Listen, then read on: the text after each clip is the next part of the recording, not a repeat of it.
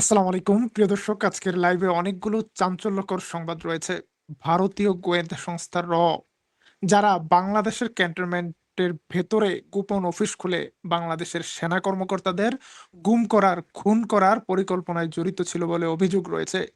সেই ভারতীয় গোয়েন্দা সংস্থা এর প্রধান ঢাকায় অবস্থান করছে। একা নয়, ৪ সদস্যের একটি টিম নিয়ে।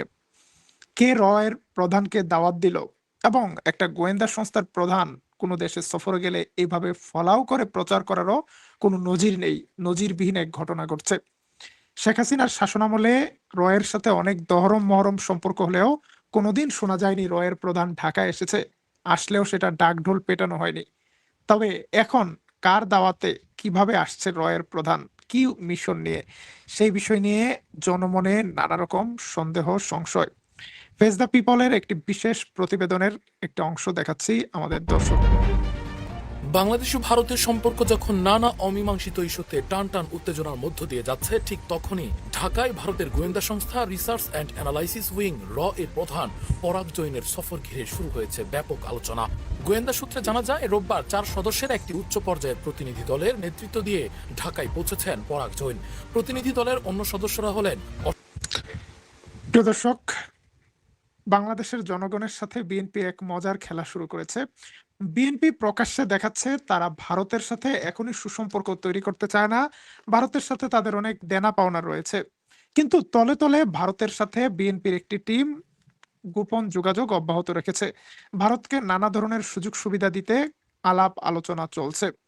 এমনকি বাংলাদেশে নয়াদিল্লিতে নিযুক্ত একজন সেনা কর্মকর্তাকে ঢাকায় ডেকে এনে ডিজিএফ এর প্রধানের দায়িত্ব দেওয়া হয়েছে। আবার সেই ডিজিএফ এর প্রধান দায়িত্ব পেয়ে প্রথম সফরে ভারতে গিয়েছে। ভারতীয় গোয়েন্দা সংস্থার কর্মকর্তাদের সাথে বৈঠক করেছে। আবার ডিজিএফ এর দায়িত্ব মানে ইনভাইটেশনের মধ্যে আবারও ভারতের গোয়েন্দা সংস্থা কে প্রকাশ্যে ঢাকায় দাওয়াত করে এনে আনা হয়েছে। কি মেসেজ দিতে চাচ্ছে তারেক রহমান সরকার বাংলাদেশের জনগণকে? চলুন আরেকটু শুনি প্রতিবেদনে কি আছে। মুকুন্দ কুটনিস, রাহুল নেগি ও শৈবাল রায়চৌধুরী। তারা এয়ার ইন্ডিয়ার একটি ফ্লাইটে হজরত শাহজালাল আন্তর্জাতিক বিমানবন্দরে পৌঁছে তিনি এবং তার প্রতিনিধি দল ঢাকার রেডিসন ব্লু হোটেলে অবস্থান নিয়েছেন। তার আবাসনের ব্যবস্থায় প্রয়োজনীয় সহযোগিতা করছে বাংলাদেশে একটি সংস্থা। বাংলাদেশের একটি সংস্থার নাম নেয়ার সাহস বাংলাদেশের কোনো মিডিয়ার নেই। সেই সংস্থাটির নাম ডিজিএফআই। যেই ডিজিএফআই বাংলাদেশের সেনাবাহিনীর গোয়েন্দা, যাদের কাজ ছিল বাংলাদেশের স্বাধীনতা সার্বভৌমত্ব রক্ষায় বিদেশের সামরিক বাহিনীর বিরুদ্ধে গোয়েন্দাগিরি করা। কিন্তু তারা গত ১৭ বছর হাসিনার তালিকা অনুযায়ী অনেক অপকর্ম করেছে, যার বিস্তারিত বিবরণ দেওয়া আমাদের পক্ষে এই ভিডিওতে সম্ভব নয়। ডিজিএফ এর ভেতরে এমন সেনা কর্মকর্তারা কাজ করছিল যারা বাংলাদেশের নয়, ভারতের আদেশে কাজ করেছিল। তাদের অনেকে এখন আবার ভারতে পলাতক। ভারতের সেনাবাহিনীর সেফ হাউসে রয়েছে তারা। ডিজিএফ এর মাথা থেকে কি এখনো ভারতীয় ভূত যায়নি? ডিজিএফ এর ভেতরে কি এখনো ভারতের লোকজন রয়েছে? আজকের এর প্রধান কিভাবে বাংলাদেশে এইভাবে ঘোষণা দিয়ে আসে? সবচেয়ে গুরুত্বপূর্ণ বিষয়, সফরটি নিয়ে এখন পর্যন্ত ঢাকা কিংবা নয়াদিল্লি কোনো আনুষ্ঠানিক বিবৃতি দেয়নি। ফলে সফরের উদ্দেশ্য নিয়ে তৈরি হয়েছে আরও বেশি রহস্য। জানা গেছে, বাংলাদেশের একটি গোয়েন্দা সংস্থার আমন্ত্রণেই এই সফর অনুষ্ঠিত হচ্ছে। সফরের প্রথম দিনেই প্রতিনিধি দলটি দুটি দীর্ঘ বৈঠকে অংশ নিয়েছে বলে দাবি করা হচ্ছে। এর মধ্যে একটি বৈঠক প্রায় ৪ ঘন্টা ধরে চলে, অন্য বৈঠকটি হয়েছে একটি রাজনৈতিক দলের নেতৃবৃন্দের সঙ্গে। বিষয়টি বাংলাদেশের গোয়েন্দা সংস্থাগুলোর নজরদারি ও অবগতির মধ্যে ছিল বলে সংশ্লিষ্ট সূত্রের দাবি। আর এখানেই প্রশ্ন, কেন এই সময়ে ঢাকায় এর প্রধান? পরাগ জৈন কোনো সাধারণ কূটনৈতিক প্রতিনিধি নন, তিনি ভারতের গোয়েন্দা সংস্থার শীর্ষ কর্মকর্তা। প্রিয় দর্শক, নজিরবিহীন কাজ চলছে বাংলাদেশে। বাংলাদেশের মানুষকে বোকা বানানোর জন্য পররাষ্ট্র মন্ত্রণালয় থেকে ভারতকে একটা কড়া বিবৃতি দেওয়া হয়েছে। আবার সরকার ঘনিষ্ঠ বুদ্ধিজীবীরা এটাকে ফলাও করে প্রচার করছে।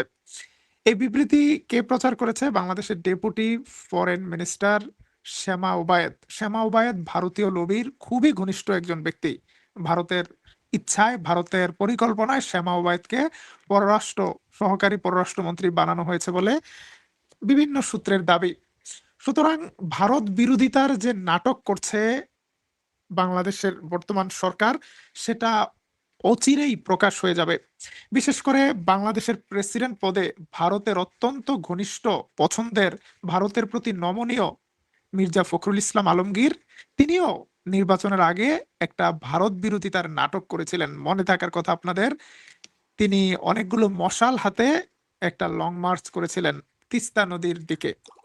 এই ধরনের লোক লোকরঞ্জন অনুষ্ঠানগুলোর মাধ্যমে বাংলাদেশে যে ভারত বিরোধী একটা মতামত আছে, সেই জায়গায় একটা নাড়া দেওয়ার চেষ্টা করেছিল মির্জা ফখরুল। কিন্তু মির্জা ফখরুলের জীবন এবং তার পুরো রাজনৈতিক জীবন ভারতের প্রতি খুবই নরম, সহনশীল।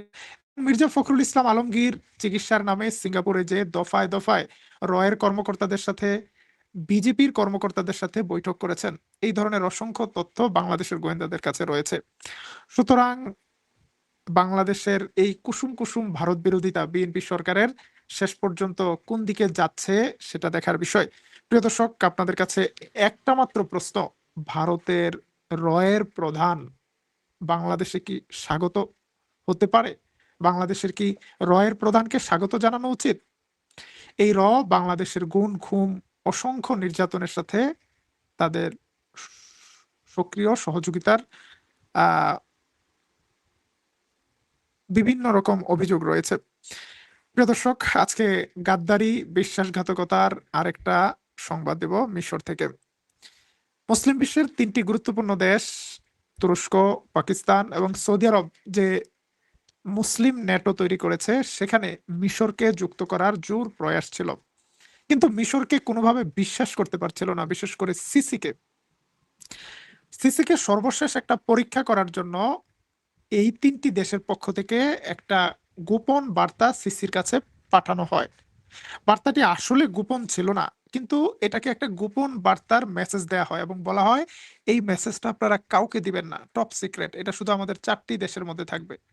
এবং পরবর্তীতে খেয়াল করা হয় যে সিসি এই সংবাদটি পাওয়ার পর সাথে সাথে এটা ট্রাম্পের কাছে পাঠিয়ে দেয়, আমেরিকার কাছে পাঠিয়ে দেয়। অর্থাৎ সিসি যে আমেরিকার লোক, সিসি যে ইসরায়েলের পছন্দের লোক, সেই জিনিসটা আবারও প্রমাণ হয়ে যায় তুরস্কের কাছে, সৌদির কাছে, পাকিস্তানের কাছে। যে কারণে শেষ মুহূর্তে সিসিকে বা মিশরকে আর যুক্ত করা হয়নি মুসলিম বিশ্বের শক্তিশালী এই 3টি দেশের জোটে, যদিও মিশর আনুষ্ঠানিকভাবে চেষ্টা করছে এই জোটে যোগ দিতে। প্রিয় দর্শক, এবার আশার সংবাদ শোনাই। ঘুরে দাঁড়াচ্ছে ইরান। ইরানের প্রেসিডেন্ট মাসুদ পেজেশকিয়ানের সাথে দীর্ঘ বৈঠক করেছে ইরানের আড়ালে থাকা প্রধান ধর্মীয় নেতা আয়াতুল্লাহ মোস্তফা খামেনি। মোস্তফা খামেনির সাথে প্রায় 7 থেকে 8 ঘন্টার বৈঠক হয়েছে। সেই বৈঠকে মোস্তফা খামেনি ইরানের সেনাবাহিনীকে নতুন করে ঢেলে সাজানোর পরিকল্পনার কথা জানিয়েছে। ইরানের রাষ্ট্রকে নতুন করে সাজানোর কাজ শুরু হয়েছে। এর মধ্যে ইরানের অভিজ্ঞ জেনারেল, মেজর জেনারেল মোহসিন রেজাইকে সর্বোচ্চ ধর্মীয় নেতার প্রতিনিধি হিসেবে ইরানের সুপ্রিম ন্যাশনাল সিকিউরিটি কাউন্সিল, সর্বোচ্চ যে সামরিক বডি, তার প্রতিনিধি করা হয়েছে। অর্থাৎ ইরানের এই বহু অভিজ্ঞ সামরিক অফিসারকে ইরানের টপ মিলিটারি কাউন্সিলে যুক্ত করা হয়েছে। এর মধ্যে ইরান দফায় দফায় অ্যাকশন চালাচ্ছে হরমুজ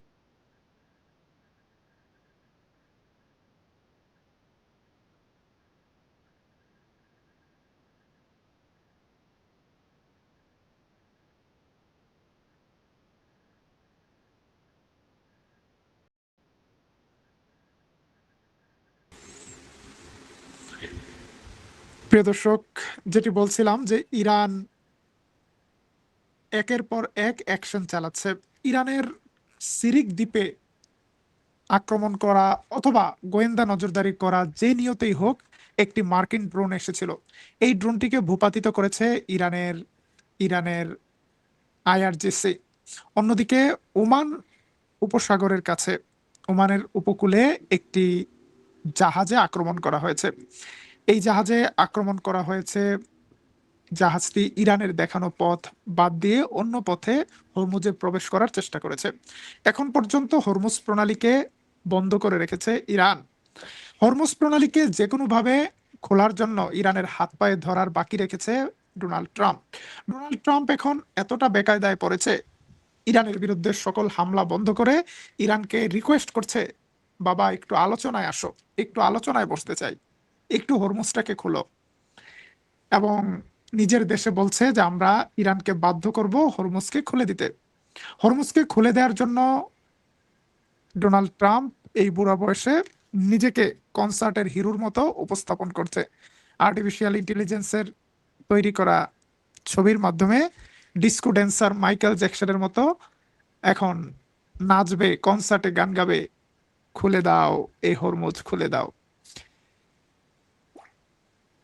ডোনাল্ড ট্রাম্পকে দেখে একটা গান মনে পড়ছে, ও হাসিনা গেছুস কিনা ভুইলায় আমারে, আমি এখন রিক্সা চালাই ঢাকা শহরে। 80 বছর বয়সে ডোনাল্ড ট্রাম্পের এখন কনসার্টের হিরো হওয়ার শখ জেগেছে। কিন্তু ডোনাল্ড ট্রাম্প কোনোভাবেই হরমুজ প্রণালী খোলার গ্যারান্টি পাচ্ছে না।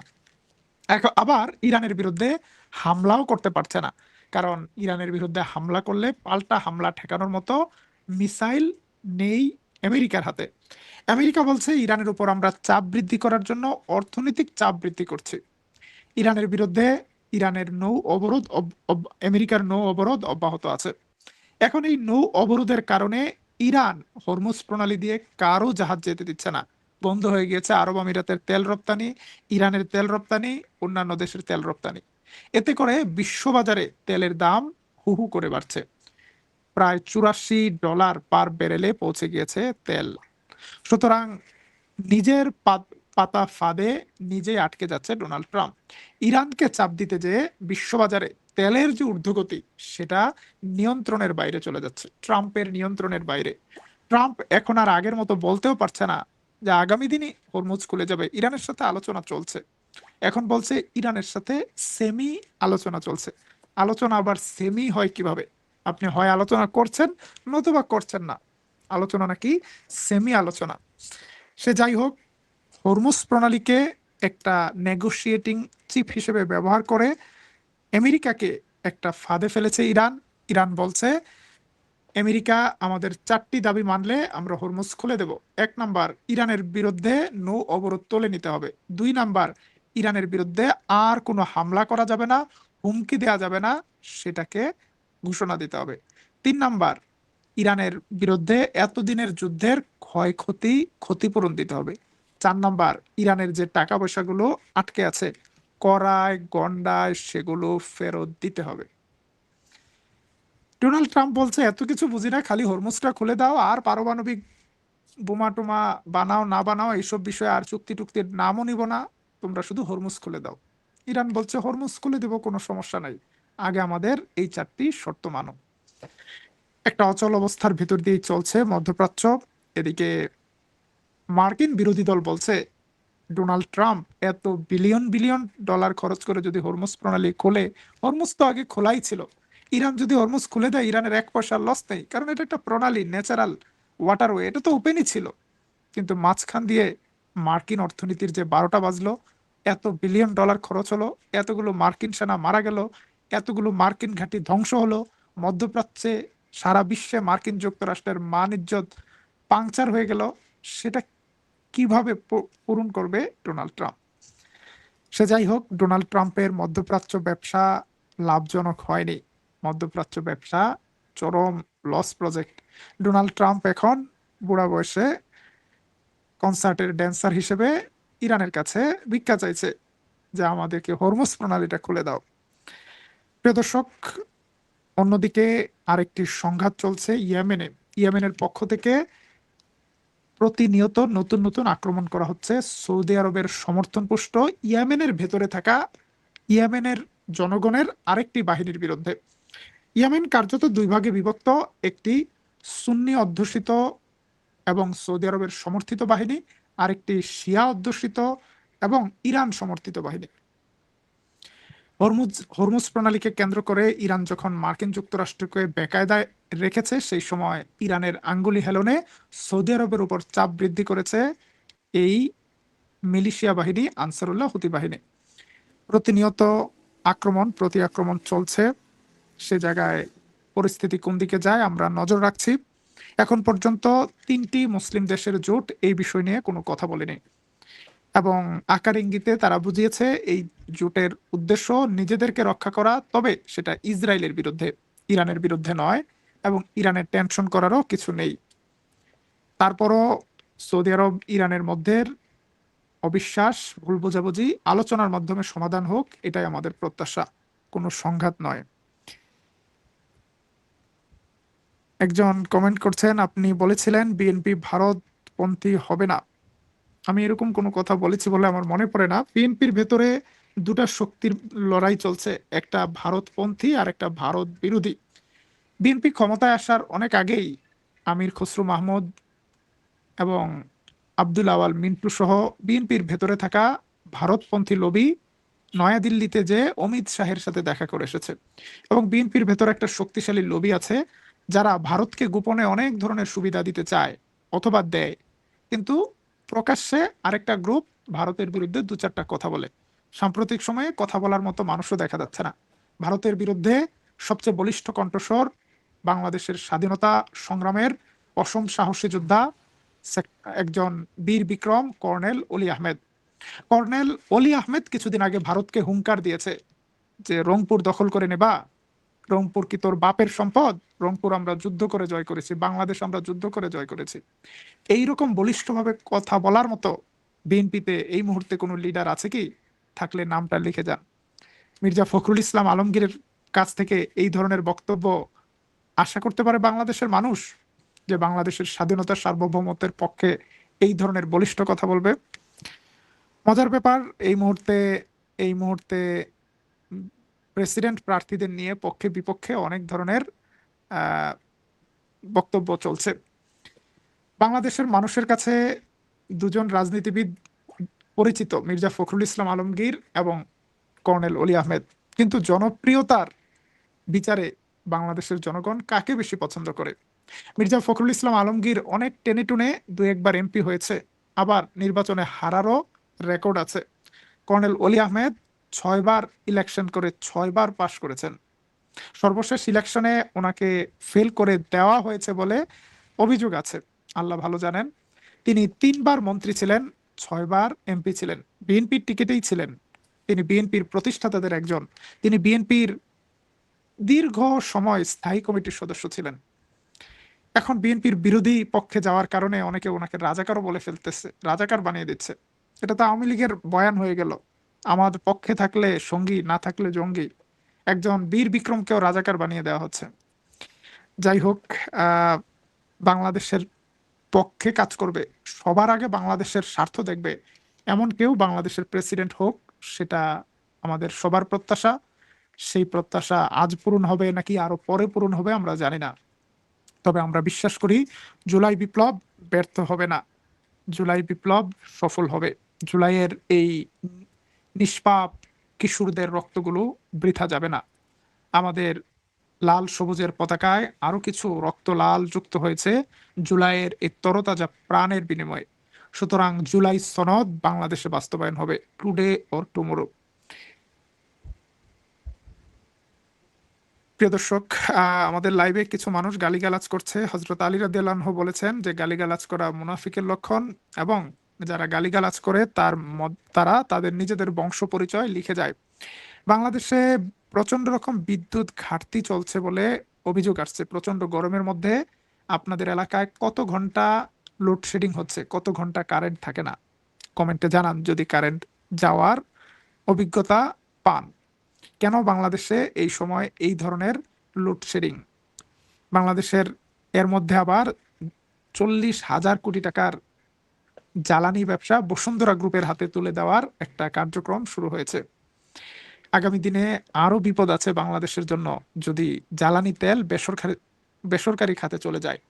এস আলমের মতো বসুন্ধরা গ্রুপ বাংলাদেশের নতুন ইস্ট ইন্ডিয়া কোম্পানি হতে যাচ্ছে, এবং গত 17 বছর বিএনপির পিন্ডি চটকানোর পরেও বিএনপি কিভাবে এই বসুন্ধরা গ্রুপকে কোলে বসাচ্ছে, তাদের হাতে জ্বালানি খাত তুলে দিচ্ছে। দেখা যাক আগামী দিনে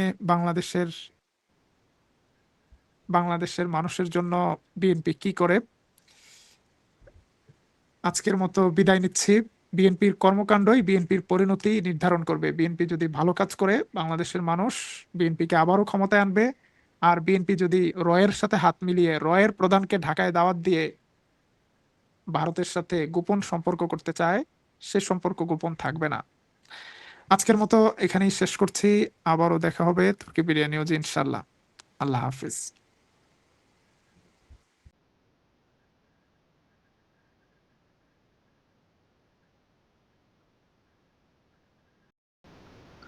দর্শক অবশ্যই শুরু থেকে শেষ পর্যন্ত দেখছেন, জানছেন।